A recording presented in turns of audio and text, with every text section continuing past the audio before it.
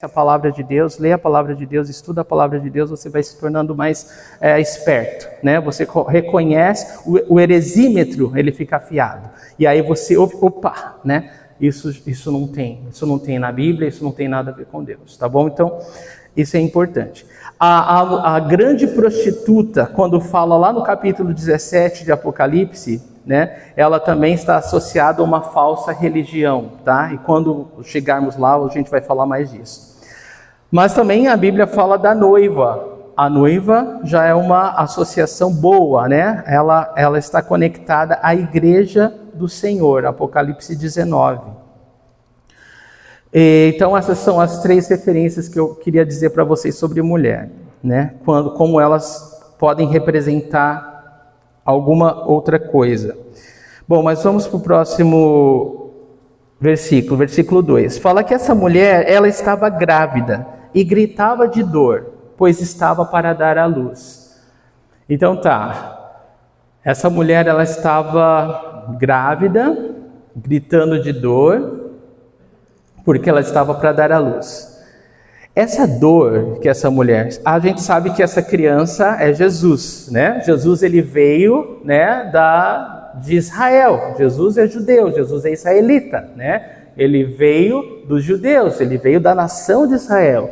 Então, essa mulher, essa nação, estava gemendo de dor até a vinda do Messias, do Salvador. Principalmente, né, essa dor está ligada à opressão do Império Romano do momento, né, subjugando a nação de Israel, tá? Essa é a dor, né?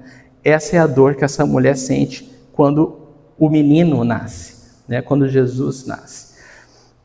Mas olha só o que acontece, versículo 3. Então apareceu no céu outro sinal, um enorme dragão vermelho com 7 cabeças e 10 chifres, tendo sobre as cabeças 7 coroas.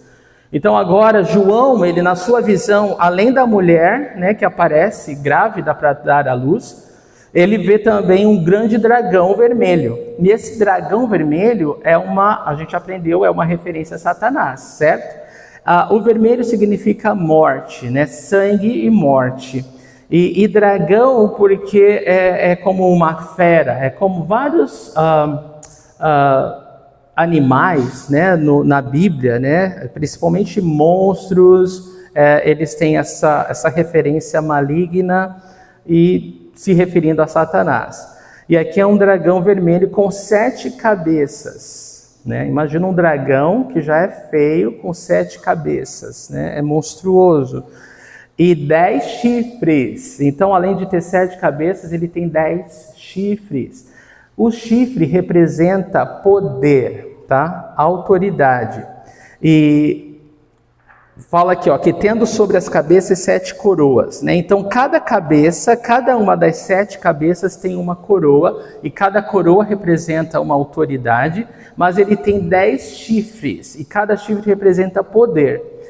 A gente sabe que isso está ligado com a profecia de Daniel, né? Lá falando das 70 semanas de Daniel, falando dessa 70ª semana, que é um período de 7 anos, que falta na contagem. A gente vai estudar com detalhes a semana de Daniel, a 70ª semana de Daniel, para vocês entenderem com profundidade o que significa, mas de forma bem simples, é esse período de 7 anos da grande tribulação, né? Que vai acontecer quando a igreja for arrebatada.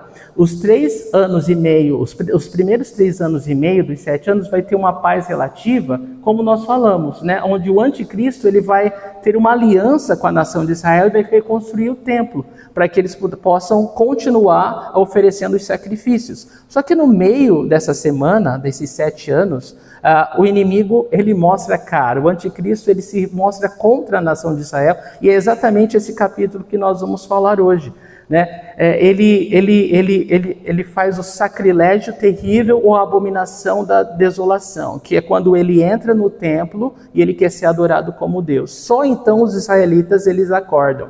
Eles entendem que foram enganados, né? E aí eles fogem para salvar a vida. E essa grande perseguição acontece, tá? Então é nesse momento que tudo isso acontece. Mas o que eu estou falando para você? Daniel, ele menciona exatamente essa semana, o que vai acontecer, e ele se refere também, nas suas profecias, a esse poder que vai ressurgir durante esse período. Né?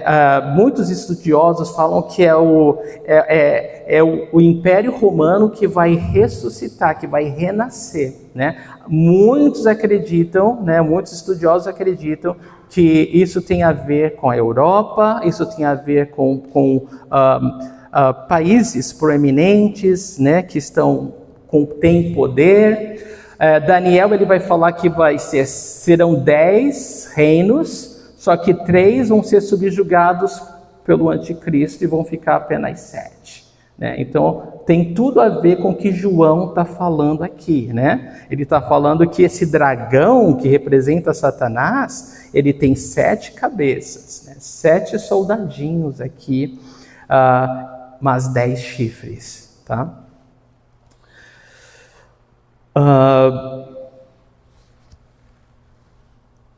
Próximo. Vamos só ver o que esse estudioso Walvoord, ele fala o seguinte: a partir da descrição semelhante dada em Apocalipse 13:1 e das referências paralelas em Daniel 7, de 7 a 8, fica claro que o Império Romano reavivado está em vista. As 7 cabeças e 10 chifres referem-se aos 10 reinos originais, dos quais 3 foram subjugados pelo chifre pequeno de Daniel 7:8, que deve ser identificado com o governante mundial da grande tribulação que reina sobre o reavivado Império Romano. Então, a princípio serão 10 reinos e ficarão 7 reinos.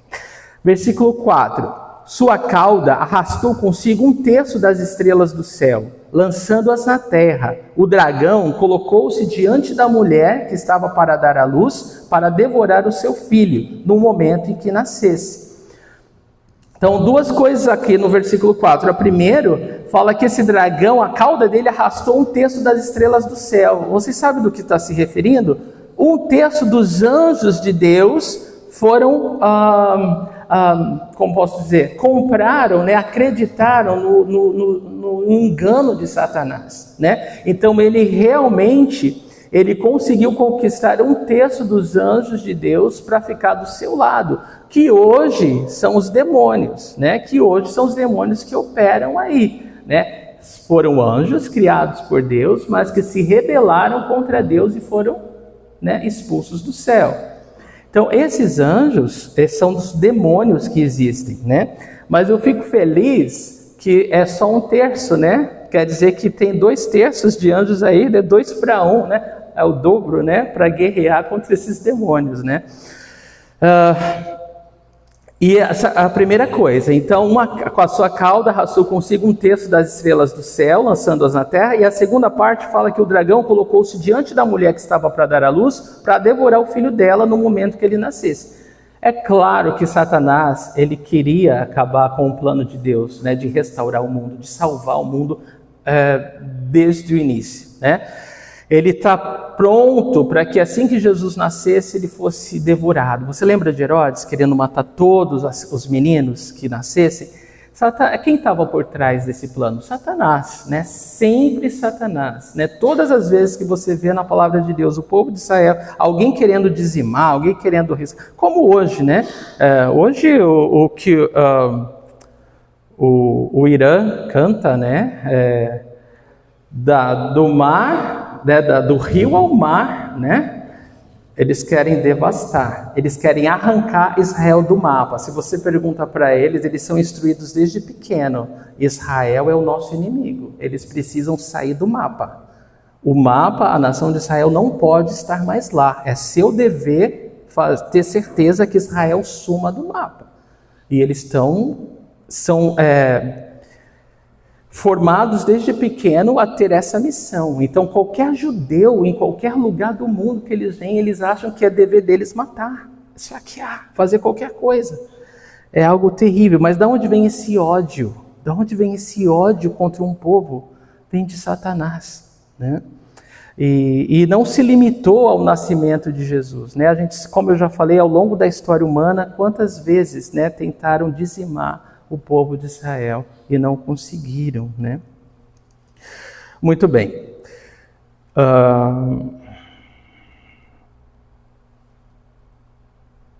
Há um comentarista, o 6, que ele fala o seguinte: Deus nunca criou um ser maligno, mas ele criou anjos, principados e poderes capacitados para grandes alegrias e distinções em seu domínio glorioso, mas com livre-arbítrio, implicado na própria criação de seres morais, que eles poderiam exercer para o seu bem ou sofrimento eterno. Muitos permaneceram firmes, a saber, Miguel e seus anjos, mas alguns não permaneceram na verdade, mas se revoltaram contra o governo do céu e se tornaram inimigos imutáveis de Deus e de seu reino. Então, o reino das trevas, é formado por Satanás e esses demônios, esses anjos caídos. Muito bem. Versículo 5. Ela deu à luz um filho, um homem, que governará todas as nações com cetro de ferro. Seu filho foi arrebatado para junto de Deus e do seu trono. Igreja, é muita informação num versículo só, tá? Então, ele conta aqui, do passado e do futuro no mesmo capítulo, tá? A gente sabe que Satanás, ele já foi expulso do céu, embora ele tenha acesso ao céu. Mas ele já, como anjo caído, ele já foi expulso. Mas nessa guerra que vai acontecer, ele vai perder o acesso à presença de Deus.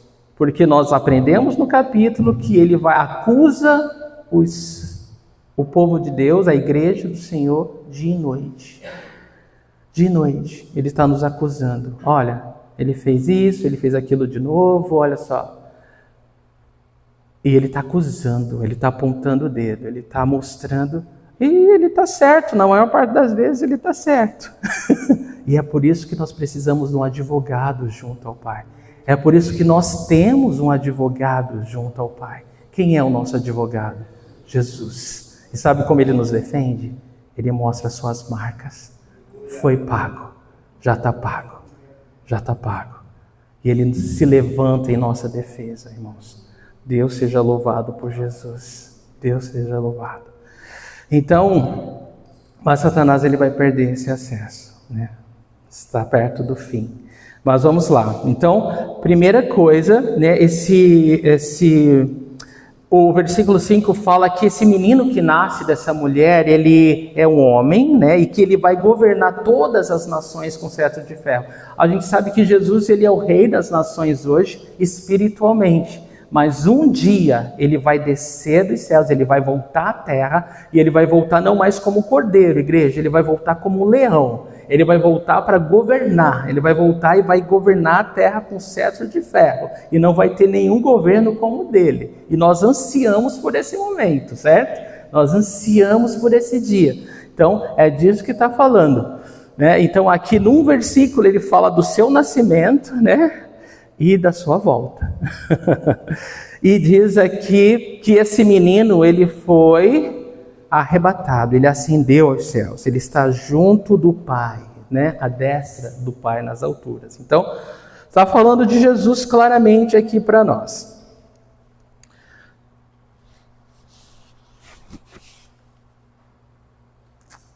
Alford, o comentarista bíblico, ele fala o seguinte, que depois de um conflito com o príncipe deste mundo que veio e provou, mas não encontrou nada nele, o filho da mulher foi arrebatado para junto de Deus. As palavras dificilmente podem ser mais claras do que estas. É óbvio que é Jesus Cristo, É muito claro que é Jesus. Versículo 6. A mulher fugiu para o deserto, para um lugar que lhe havia sido preparado por Deus, para que ali a sustentassem durante 1260 dias. Você sabe quanto que dá 1260 dias em anos? É fácil essa, 3 anos e meio, Essa foi fácil. Então, 3 anos e meio. Olha só que interessante. Então, João está nos contando que essa mulher, a nação de Israel, ela foge para o deserto. Quando o abominável da desolação acontece, igreja, quando o falso Cristo, ele mostra as caras, ele mostra para que veio, que realmente ele quer destruir a nação, e a nação de Israel foge, percebe que foi enganada e foge, A palavra de Deus está falando que Deus já preparou um lugar para eles se esconderem. Tremendo, né? Deus já preparou um lugar. Não é tremendo parar e pensar nisso? A gente passa por lutas, perseguições, tribulações, dificuldades, mas Deus já sabia disso lá atrás. E Ele já sabia como Ele ia prover para nós. Isso é incrível, né? Isso é maravilhoso. Esse é um Deus de cuidado.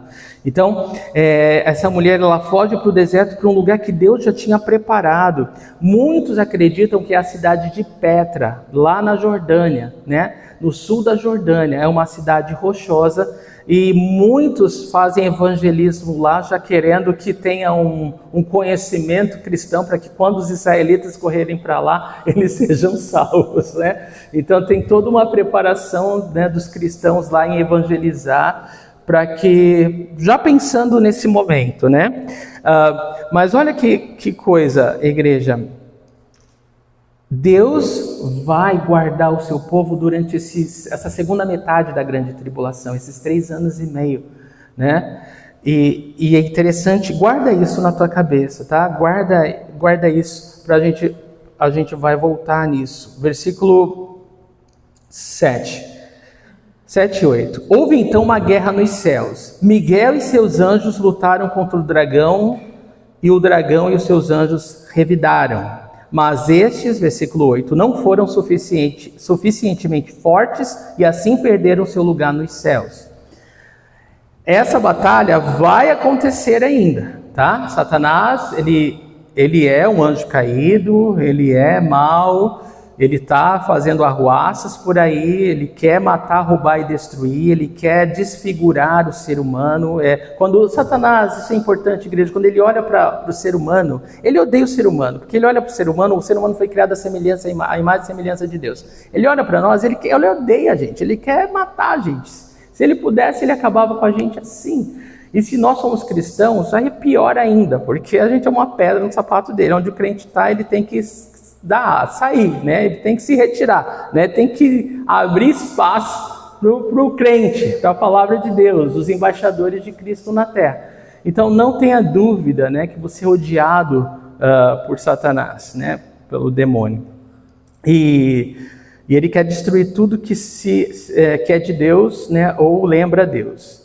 Mas aqui fala dessa grande guerra no céu, e fala que Miguel, né, o arcanjo Miguel, ele se levanta junto com seus anjos para guerrear, né, e Satanás o dragão, né, Satanás com os seus demônios perdem essa luta e perdem o acesso à presença de Deus. O que é importante falar aqui, igreja? Primeiro,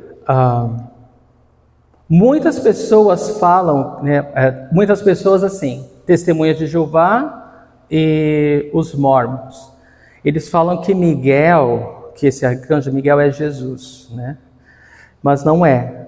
Esse entendimento é totalmente contrário ao que a palavra de Deus diz, né? A palavra Miguel, o nome Miguel significa aquele que é como Deus, né? Jesus é Deus. Jesus Cristo é Deus. Então, é uma pegadinha maligna para que você acredite que, bom, se Miguel, né, é Jesus, então ele não é Deus, né? Mas, não. Jesus, é o Salvador, né? O Senhor salva, tá? Jesus significa o Senhor salva. O Senhor é salvação, tá? Miguel é como Deus. Ele recebeu muito poder de Deus, né? Para poder lutar de igual para igual com Lúcifer. Mas Jesus está muito acima. Muito acima. Amém? Muito acima, né? Foi através dele que tudo foi criado. Então, não se confunda, tá? Não se deixe enganar.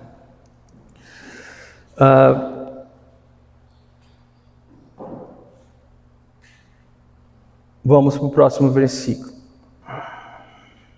Bom, ainda falando dessa batalha, tem um poema que o autor chamado Milton, né, um poeta chamado Milton, ele fez uma poesia sobre essa batalha. Eu quero ler rapidinho para você. Fala assim: Eis manda troar Miguel a Empiriatuba, que na amplidão dos céus ribomba e brama, e ao Altíssimo logo o Hosana Augusto entoam fiéis as celestiais falanges.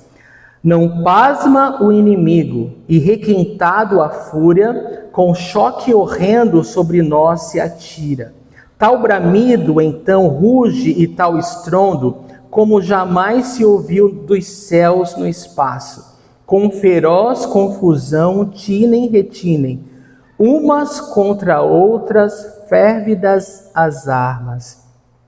E hórridas rangem das carroças brônzeas as arrojadas rodas furibundas.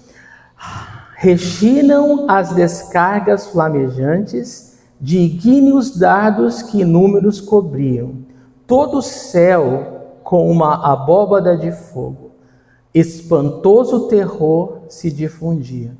Do estampido e prospecto da batalha, com ímpeto e furor inextinguíveis, os exércitos dos mútuos se assaltam, todo o âmbito dos céus troa e retumba. E se o mundo formado então já fora, em seus eixos tremera inteiro o mundo. O autor, ele imaginou a luta e imaginou essas espadas, né, tocando uma outra, né, a guerra, né, sendo travada, né, os anjos de Miguel e os demônios de Lúcifer. E, irmãos, falamos sobre guerra espiritual por duas semanas. Eu provei 2 semanas de muita luta espiritual. Eu não sei vocês, mas o que eu quero dizer é que todo o tempo existe uma luta sendo travada, né, contra as nossas vidas. E nós podemos louvar a Deus, né? Eu acho interessante que toda vez que eu oro com a Rebeca, ela fala assim: Senhor Jesus, obrigado por ter me dado mais um dia de vida. E eu falei: é tão bonitinha essa oração, eu não sei onde ela ouviu, mas sai tão sincero, que eu falo: filha, eu quero orar igual você. Senhor, obrigado por mais um dia de vida. Permanecer vivo ao final de mais um dia é permanecer vivo ao final de mais uma batalha, porque para nós cada dia é uma batalha, né? É uma batalha tremenda que o Senhor tem nos dado graça para viver a cada dia. Então, irmão, se você está aqui, pode ter certeza, é porque houve vitória nessa batalha contra a tua vida. E nós precisamos orar por aqueles que não conseguem, né? É muito sério. Como o Piero falou, nós homens, nós estamos orando para operação resgate, né? De resgatar aqueles que não vêm mais, saber como estão, né? Isso é muito importante, né? O Caio falou que para os bombeiros há um lema que ninguém fica para trás. Eu falei: isso é tão cristão. Isso é muito cristão. Isso deveria estar muito forte no nosso coração. A batalha é real, sabe? Até o último homem, a gente precisa voltar e resgatar. A gente precisa ter essa consciência, né? Cada soldado conta. Amém? Nessa batalha, irmãos, cada soldado importa, né? Satanás, ele quer abater um por um. Mas nós não podemos deixar, igreja. Nós não podemos ser fracos para que nós estejamos atrás do exército ou do rebanho, como aquela ovelha fraca que é uma presa tão fácil para o lobo, sabe? Nós não podemos.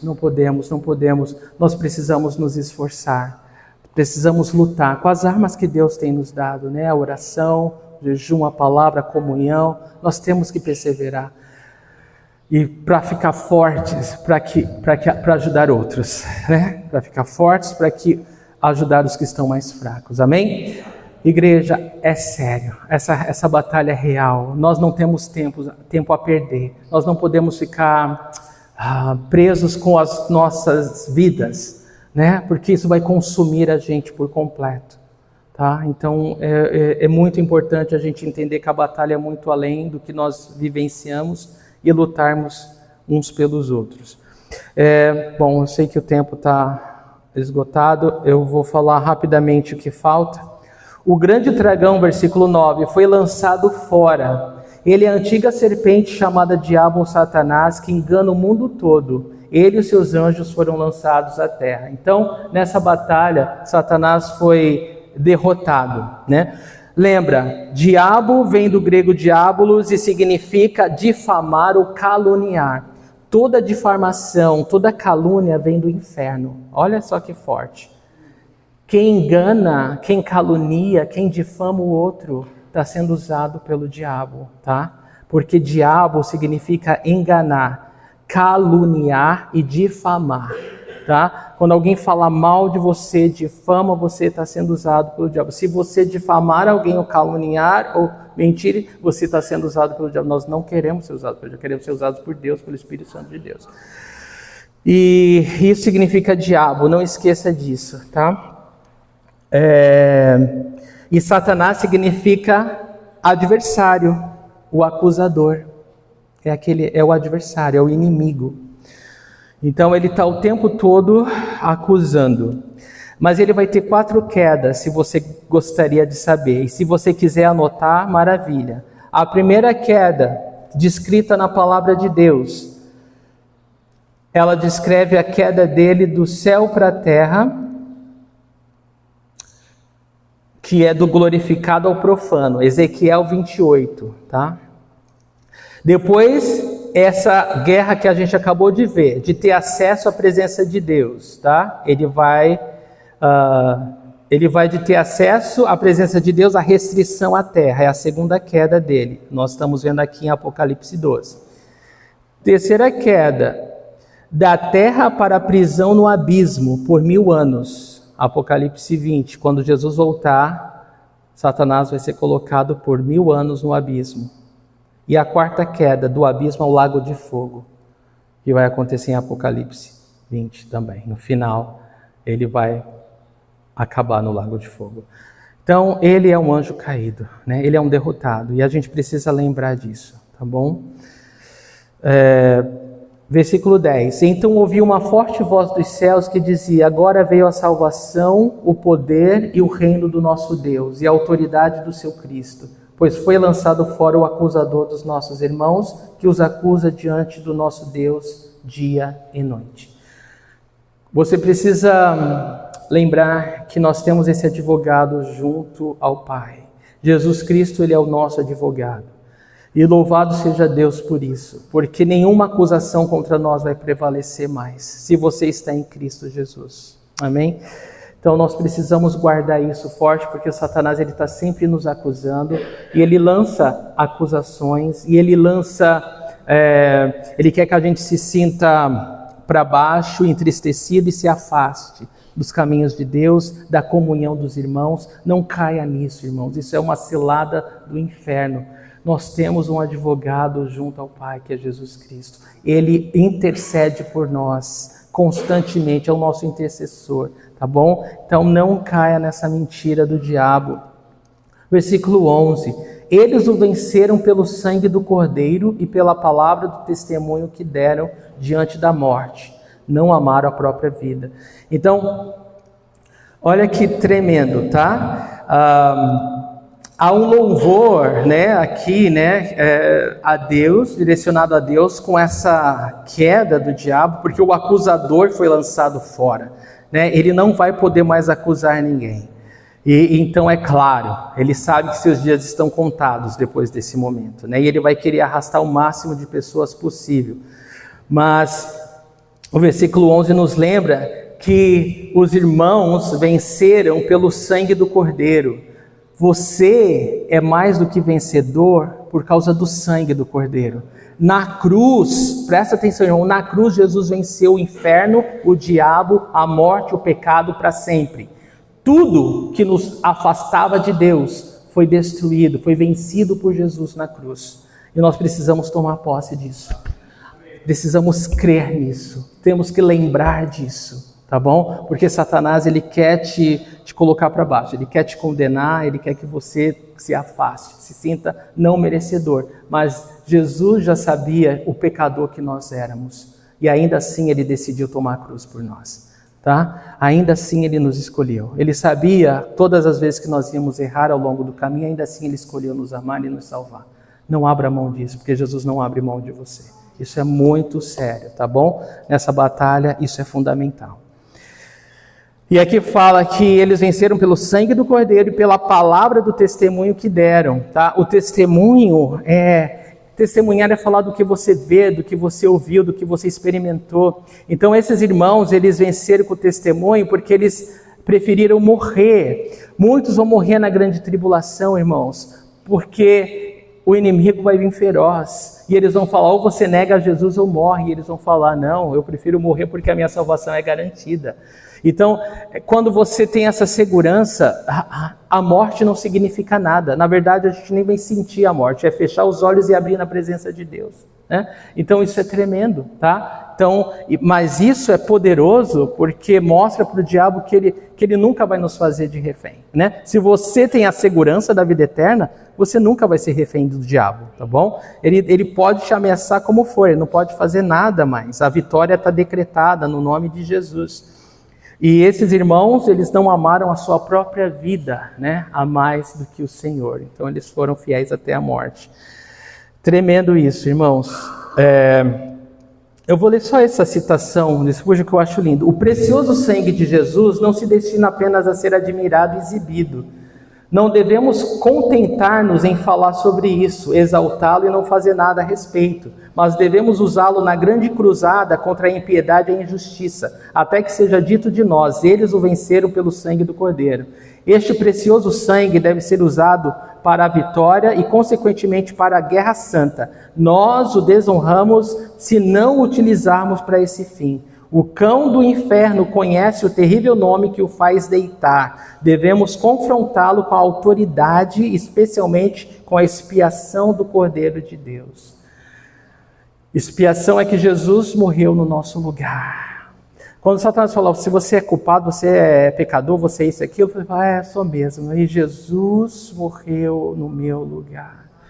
E quando você crê profundamente nisso, isso vai impactar você, isso vai dar uma força para você, de você superar você mesmo. Você vai dar espaço para o Espírito Santo te levar a um outro nível de comunhão com Deus, né? E é isso que nós queremos. Nós queremos ser esses crentes que têm intimidade com o Senhor. Queridos, estou quase terminando. O versículo 12 fala assim, portanto, celebrem-no os céus e os que neles habitam, mas ai da terra e do mar, pois o diabo desceu até vocês e ele está cheio de fúria, pois sabe que lhe resta pouco tempo. Então, quando o Satanás não tiver mais acesso à presença de Deus, ele vai ficar ainda mais enfurecido, ainda mais porque Deus vai guardar a nação de Israel nesse lugar que ele preparou. Ele vai se voltar contra todos os que querem professar o nome de Cristo. E esses vão morrer, né, vão ser decapitados, mas vão glorificar o nome de Deus. Tá, então vai ser uma perseguição terrível. E eu penso que nós como igreja devemos avisar o mundo, né? Jesus está voltando, dá a tua vida para Ele agora. É melhor entregar teu coração para Jesus agora do que depois. Você vai ganhar tempo, qualidade de vida, né? Qualidade de vida espiritual, né? Você não vai perder tempo, porque a igreja vai ser arrebatada e os que não conhecem vão ficar. Então nós temos que avisar, nós devemos avisar. Apocalipse 12:13, quando o dragão foi lançado à terra, começou a perseguir a mulher que dera à luz o menino. Então ele vai voltar furioso contra Israel e vai tentar dizimar Israel. Mas Deus vai guardar uma pequena parte, porque Deus preparou lugar para eles. Versículo 14. Foram dadas à mulher as 2 asas da grande águia, para que ela pudesse voar para o lugar que lhe havia sido preparado no deserto, onde seria sustentada durante um tempo, tempos e meio tempo, fora do alcance da serpente. Então a serpente não vai poder alcançá-la, né? Porque durante tempo, tempos e meio tempo, porque durante esse período o Senhor vai estar guardando o seu povo.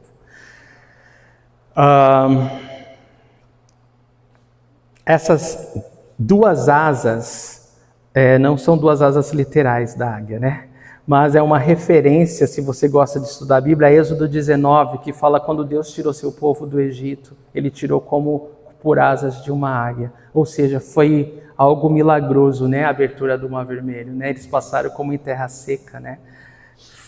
Então, novamente, Deus vai proteger de forma sobrenatural o seu povo, né? Isso é tremendo. E há várias outras menções na palavra de Deus que Deus cuida do seu povo como uma águia. Versículo 15. Então a serpente fez jorrar da sua boca água como um rio para alcançar a mulher e arrastá-la com a correnteza. É claro que Satanás não vai assistir a tudo isso calado, né? Ou quieto. Ele vai fazer de tudo para destruir a mulher na nação de Israel. E aqui fala que alguns comentaristas falam que vai ser uma enchente que vai tentar inundar onde eles estão, mas a terra vai se abrir e a água não vai chegar. Outros falam que não, isso daqui só descreve a fúria que ele tem, né, que se ele pudesse, ele os inundaria, né, ele os levaria com uma correnteza. Mas seja qual for a ação satânica, né, não vai prosperar, né, não vai prosperar, e Deus, de forma sobrenatural, vai guardar seu povo. Não é tremendo isso? Toda vez que Satanás se levanta para cair? Você crê nisso? Quando Satanás se levanta para outra vez, ele se levanta para cair. Eu creio nisso, em nome de Jesus eu creio nisso, totalmente. Versículo 16. A terra, porém, ajudou a mulher, abrindo a boca, engolindo o rio que o dragão fizera jorrar da sua boca. Né? Deus sempre vai ter um escape para o seu povo.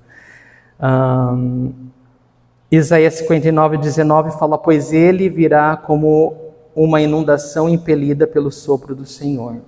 Apocalipse 12, 17, o dragão irou-se contra a mulher e saiu para guerrear contra o restante da sua descendência. Então é claro que ele vai ficar irado, que os seus planos contra Israel não vão prosperar, e ele vai se voltar contra o restante da sua descendência, se referindo aos crentes da grande tribulação, os que obedecem aos mandamentos de Deus e se mantêm fiéis ao testemunho de Jesus, tá? E vai ser uma perseguição contra os cristãos tremenda também.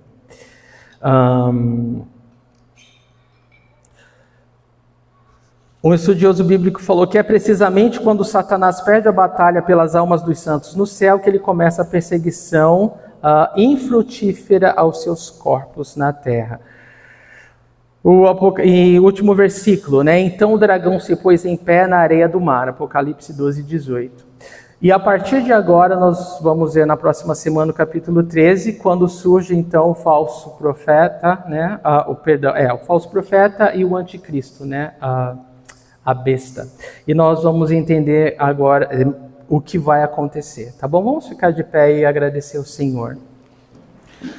Pai, obrigado, Deus, pela Tua palavra, e eu oro que, em nome de Jesus, Senhor, tudo isso que nós estamos vendo possa ser aplicado nas nossas vidas. Eu oro que o Senhor, ó Deus, nos ajude a guardar a Tua palavra no nosso coração.